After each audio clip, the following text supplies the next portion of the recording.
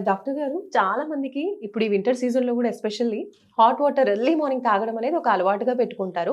ఇంకొంతమంది హనీ కావచ్చు, లెమన్ కావచ్చు యాడ్ చేసుకొని ఎర్లీ మార్నింగే ఫస్ట్ తీసుకుంటూ ఉంటారు. సో దీనివల్ల ఎలాంటి యూజెస్ ఉంటాయి? మెయిన్‌లీ వెయిట్ లాస్‌కి ఈ ప్రాసెస్ ఎంత వరకు ఉపయోగపడుతుందంటారు? అయితే నిమ్మకాయలో విటమిన్ సి బాగా ఎక్కువ ఉంటుంది. యెస్. విటమిన్ సి ఏమో హ్మ్. Immunity Boost.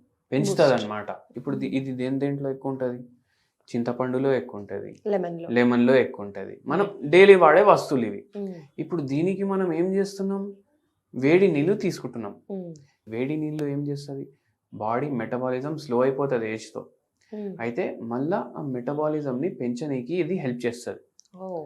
అది కడుపులో పోయి మెటబాలిజంని పెంచి మన బాడీలో ఉన్న టాక్సిన్స్ని బయటికి పంపించడానికి కూడా హెల్ప్ చేస్తుంది. ఓకే. మీకు ఇప్పుడు టేస్ట్ నచ్చలేదు అంటే షుగర్ యాడ్ చేసుకుంటా అంటే నడవదు అట్లా కూడా పని.